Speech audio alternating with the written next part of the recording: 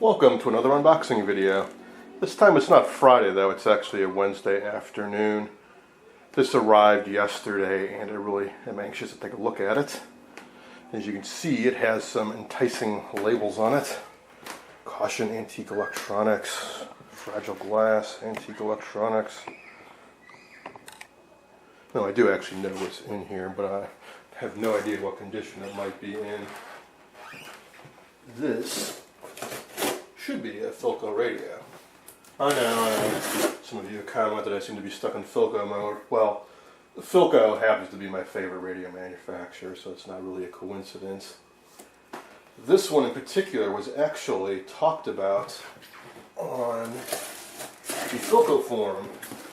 There's a category there for people to discuss items for sale online. And this was an item where the seller actually bought it himself off of eBay, and he wasn't too happy with it because it wasn't quite what he thought it would be, so he threw it right back up on eBay. Well, we certainly have a lot of foam peanuts. And it certainly wasn't box within a box. It's just a radio and a sea of peanuts, which is not a good sign, but I'll keep my fingers crossed.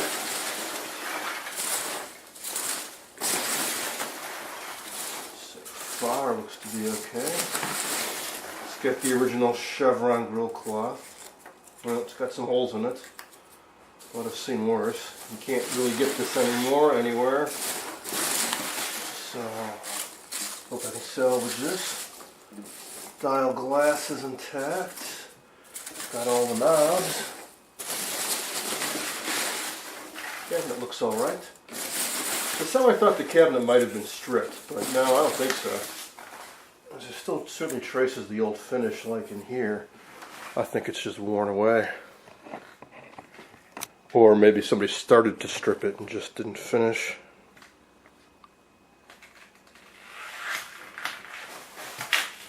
So yes, this is a Philco Tombstone radio.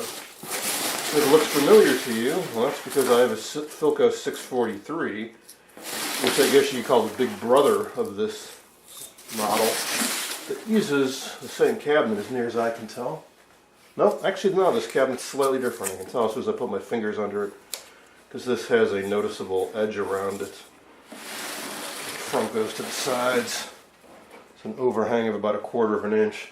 Whereas on the 643, the sides and the front are perfectly flush. The front's a little bit loose and foam packing got in between there. Alright, so the reason the seller wasn't happy with this set is because it's battery powered.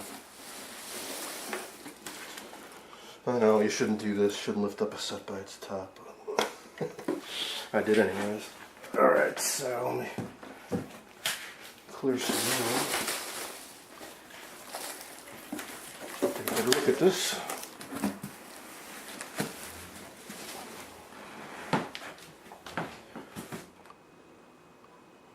Here it is next to my 643, which was a top of the line farm set. And you can tell right away the 643 is quite a bit larger. It's wider, it's deeper, and it's taller. I haven't given up on this set yet. I've done some videos on it, and if you recall, when I got it some years ago, it came with a chassis that had just been butchered. Seemed to have been converted to AC operation. The tube lineup had been changed, extra tubes added, just a complete disaster. Some years later, I got an original 643 chassis, and I was really excited to get it. I thought I could finally get this set running, but it turns out that a bunch of the coils and transformers are open. I don't know if I got hit by lightning, somebody tried to plug it into AC or what. I haven't given up yet, I just got a little frustrated with it. Now this is model 623. Now, kind of cute, you know. I do actually have an AC chassis that might very well fit into this set. So I'll have to give that some consideration. I think it's a 621. Something like that. I put it into storage. I'll have to get it back out. I did an earlier video on the 643 where I showed that chassis.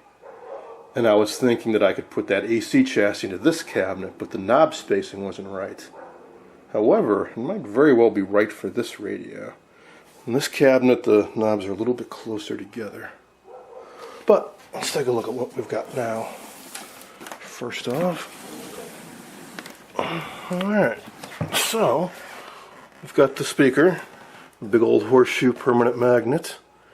These battery operated sets didn't use field coils because they would really drain the batteries quite quickly, so they were an early form of permanent magnet. And this was before they had the rare earth Alnico type magnets that are much smaller, so it's quite large magnet up there. He included, looks like all the tubes. And this set has the original battery plug, which I do not have for the 643. It's in kind of miserable shape, but at least I know what it looks like now, and it's still got the plug at the end. I'm also pondering if I could use this transformer in the 643 if I decide not to restore this set. Because that transformer is fried in my 643. Although I did pick up a speaker for the 643 that has a similar transformer mounted on the frame. So I'll just have to do some experimenting and see which way I want to go with this. Alright, so let's see. Here is the label. So the camera will focus there. Model 623. So we've got the type. It says 1A4. I think that might be a ballast in this set that's not even there. Assuming I'm reading this chart right. Oh, I see, it's turned around. So that's saying the 1A4 is back here. I don't think I've encountered that tube before. Well, I'll get the shield off and take a look at it. And we've got type 30, type 19, another type 30, type 32, and a 1C6. 643 uses all those and a few more. I know there's also an optional ballast tube depending on what kind of batteries you use with the set. You may or may not need to use that ballast. I pulled the shield off so we can take a closer look at this tube. Fortunately, the grid cap fell off the wire while I was doing so, but it's not too tough to repair.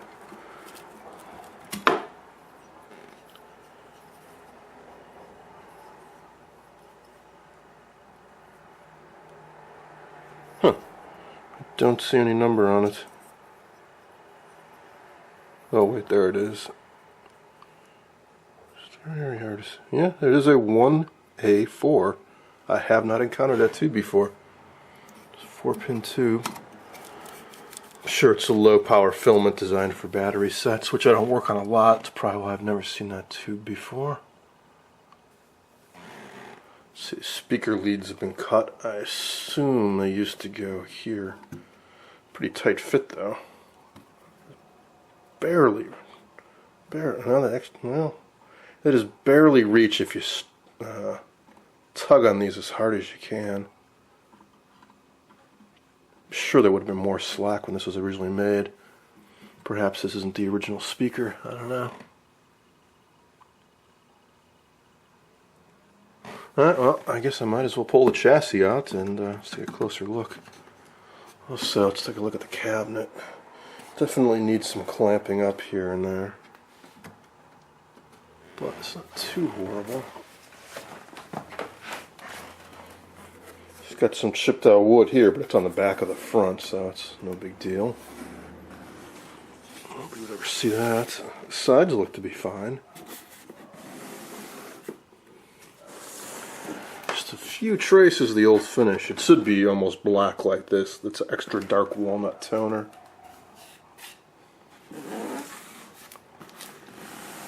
So one of the reasons I was interested in getting this is for the cabinet, if nothing else, because it looks to me like a little bit of lacquer thinner mixed with acetone and some steel wool, and I can get this cabinet completely stripped down, and I've got all the toner lacquer on hand. I could probably refinish this thing in record time. All I need to do is get the residue off, clamp it up a little bit, Obviously, get all the grill cloth and glass dial and all that out of place, or out of the way. Mask off the center. Spray the whole thing with extra dark walnut, just like on this cabinet. A little medium brown walnut on the interior, and that's about it. Oh, and a little bit of grain filling too, before I put on the lacquer. You don't need much on these though, because this is all hardwood. There's no need to fill the grain on that. This is pretty tight grained, and the sides are also rather tight grained.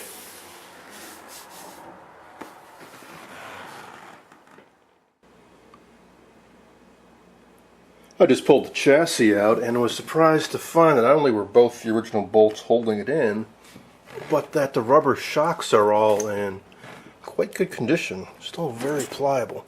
2 up at the front and 2 at the back. As for the chassis, well, let's see. Dirty, of course, but that's to be expected. Got all the knobs here. Let's see if this turns. Dial scale looks to be in good condition. No breaks. Numbers are all nice and crisp. So this is a 3-band radio, apparently. Is it only 2-band? There's certainly the broadcast band and 1 shortwave band, but there's a 3rd inner band that doesn't have any numbers until we get all the way at one end, and it just has 2.3 to 2.5.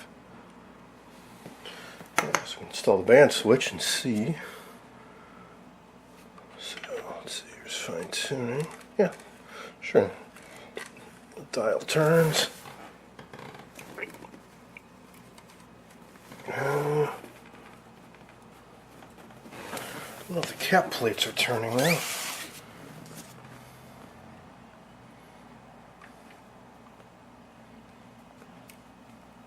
Oh yeah, sure. I guess actually the outer was the coarse tuning I meant to say that. Inner's fine tuning. It's actually a pretty good action there. Usually these get gummed up over time, but it's nice and smooth. There's a planetary drive in there to give you a reduction for the fine tuning. Let's see about that band switch. 1, 2, yep, definitely 3 bands.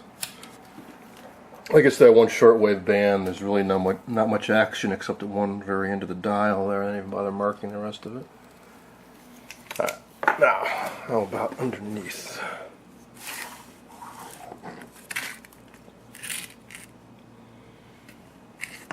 Wasn't expecting to see that. I didn't think these sets had a big electrolytic in them.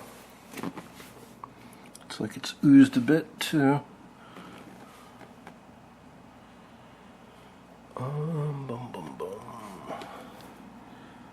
I don't think this radio has ever been worked on.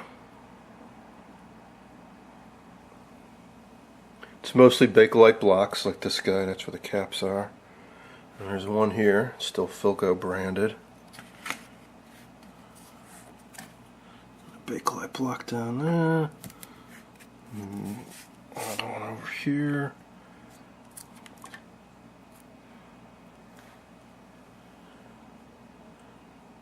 I think that's the audio driver transformer for the 19 output tube. Just kind of a nifty tube. It's a dual triode tube used for these battery sets, so it's a push-pull driver, but it's all inside one tube. Let's put an antenna trimmer coil there.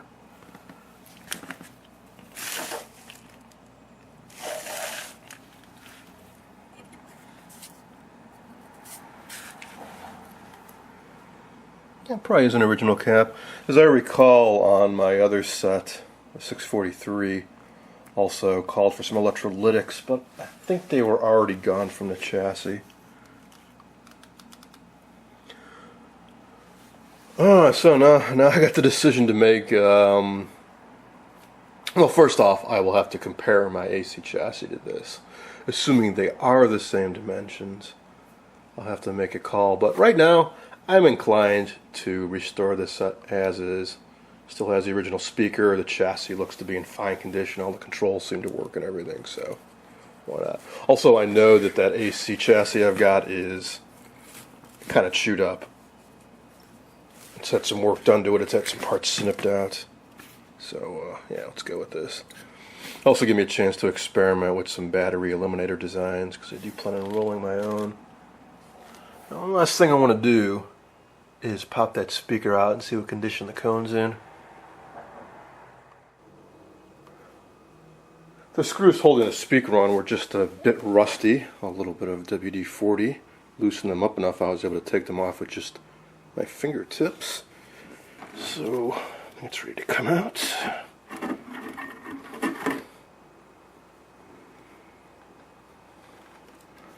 Oh, very nice, very nice. The one I bought for my 643 looked like this on eBay, but by the time it was shipped to me, the cone had some bad dents and tears in it. I was able to patch it up. This is nice and pristine. It's a little dusty. Looks like some of the adhesive around the edges is hardened and chipping a bit too, but it works just fine. So how about I bring this into the workshop and hook it up to my WaveTech and see how it sounds. Also, one more thing I can do is, let's see how strong that magnet is. Not very. But hopefully that's good enough. Oh, it's stronger the closer you get to the voice coil. Very weak on the outer edges, but down in here seems a bit stronger.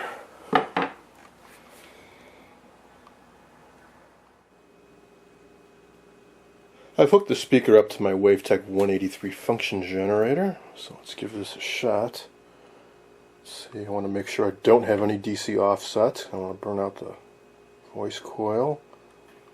Turn the amplitude down, continuous sine wave, 100 Hertz frequency range. Alright. So that should be 100 Hertz right here. Go up a little bit higher, should be easier to hear. So there's 500 Hertz. I can just barely hear something. Turn the volume up a bit. Oh yeah. I'll go up a notch on the coarse adjustment too.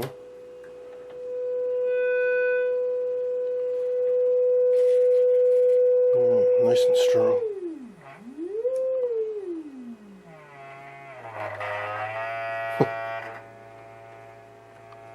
Doesn't like the lower frequencies too much. Down at 10 Hertz now. 20, 30, 40. Nothing. It really craps out in the lower end, but that's alright. The high frequency is pretty well.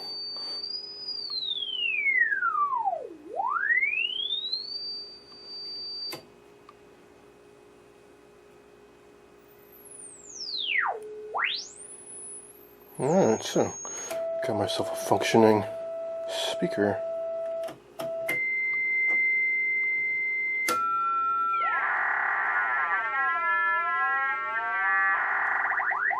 I know I promised you guys to do a video on this, and I still will someday.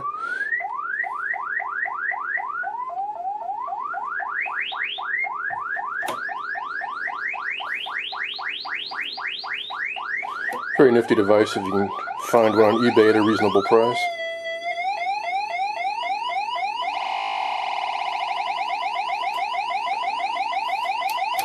Alright, so this should be a fun little radio to get working.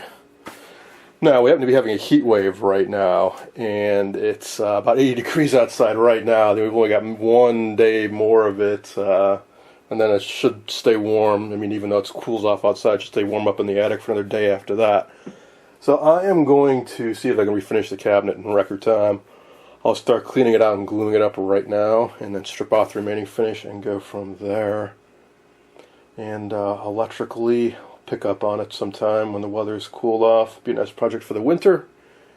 And one final thing, I want to thank you guys for helping me find service info for that Philco transistor radio, which I plan to start working on real soon. Here's one final look at the cabinets.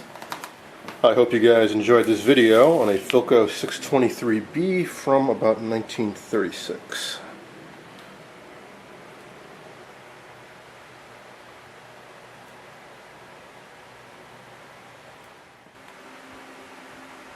But wait, there's more. Just as I was about to start editing this video and upload it, a few more packages arrived, so I thought I'd include them in this video as well. This first one should be a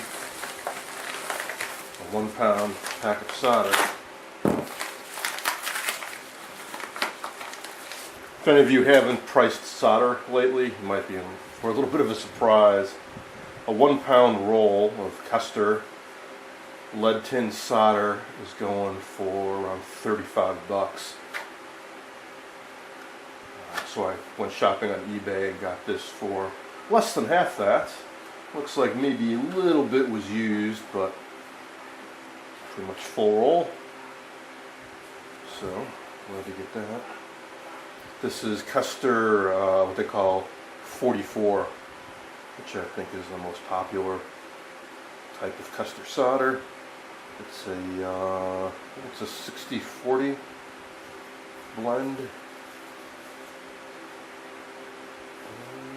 They stated pretty clearly. I don't know why I'm not seeing it.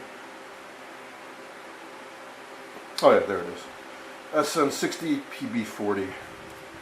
So 60 tin, 40% lead. Made in Canada. It's just about out of that.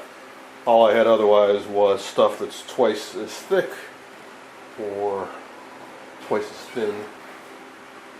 Alright, now this was a pure impulse buy. I really didn't expect it to get here this quickly.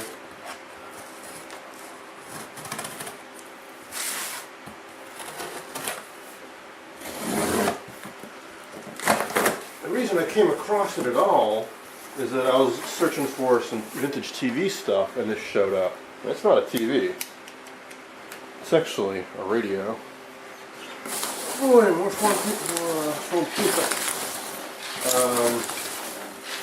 Old radios made in the 40s, they would say TV on them. And sometimes people like this seller aren't quite sure what that means. I think this seller thought that it meant that you could pick up TV stations on the radio. But really I think it was just a sales gimmick. Nothing to do with receiving a TV band or whatsoever. I think some of them might have had an external jack so you could theoretically use them in conjunction with your TV, but in practice I don't think any of that ever came to be. This is some nasty foam. It's actually sticky on the outside. Or nasty bubble wrap on there. Alright, so let's see, there's going to be a seam in here somewhere. Oh, I see. So it sticks to itself. Makes sense.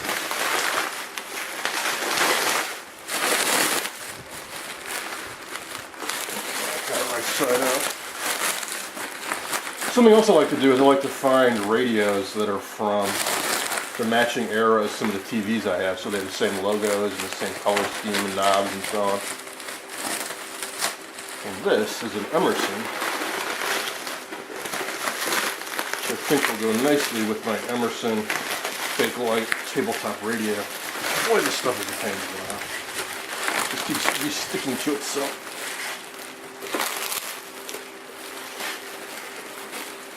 There we go. Yeah.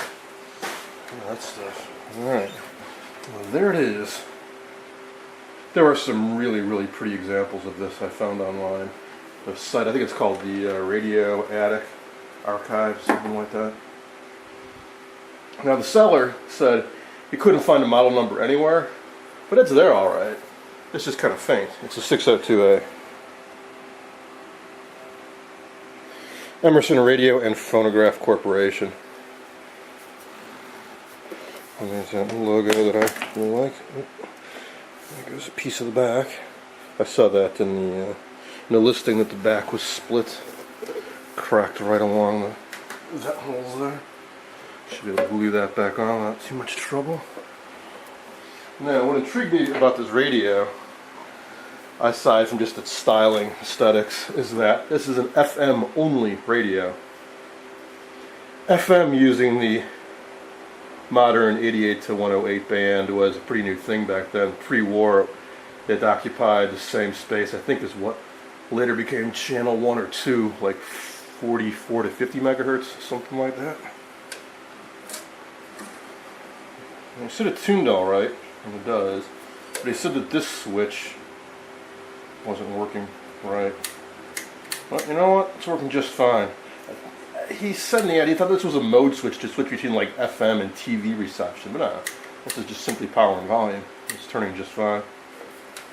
I could see in the photos there were some scuffs. Looks like I got melted on this one side here.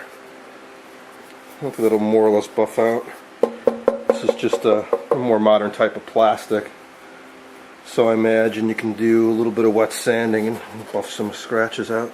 But no cracks. Other than that, the usual paint flecks and so on, some just very minor surface abrasion. Otherwise it looks okay. The photos I found online of this site were just amazing. Just brilliant shine. I don't hope to get quite that good, but a reasonable approximation would be nice. Another thing I've read about this that I thought was kind of interesting is that Emerson apparently had some trouble making this work very well.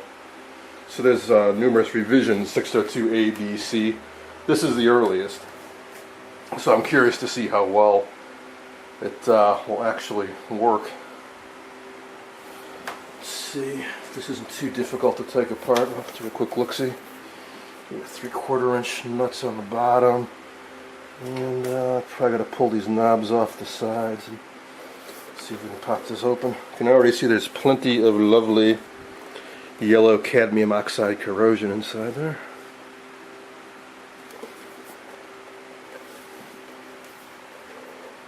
Oh, and the tube chart fell off. So it's sort of an All-American 5 equivalent for an AM radio. All-American 6 FM.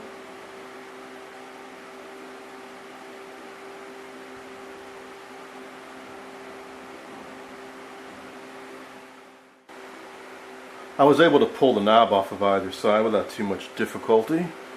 And I removed the 3 screws from the bottom. So I think it's ready to come out now. Just grab a hold of the electrolytic can cap here. Alright. I like it when the radio is self-contained like this. Don't have to worry about disconnecting a speaker or an antenna or anything. The whole radio just comes out in one piece. Just noticed the tuning cap there. Not much to it, is there? I'm used to seeing AM tuning caps with so many more plates. It's funny. So here's the green corrosion I was seeing. It's on the capacitor frame, the speaker frame, and tip on this one coil here. Looks to be in pretty good shape otherwise. I believe this is one of the tubes that was causing trouble. Let's see, where did the tube chart go? I think that's 12 S8. Yeah, 12 S8. It's probably used in the FM ratio detector. And this tube here looks kind of curious too. They have a rubber bumper here and here. Maybe they're having issues with microphonics. Let's look underneath.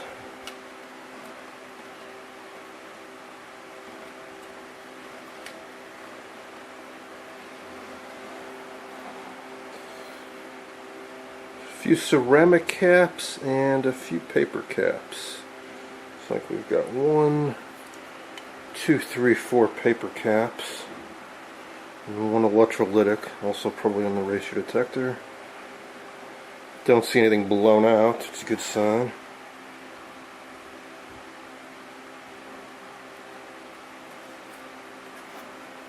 And then there's one can electrolytic up here in the center.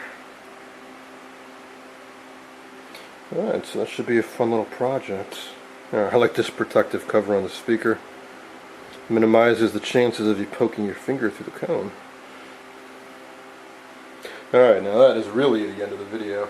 Hope you guys enjoyed this look at a couple new additions to my radio collection.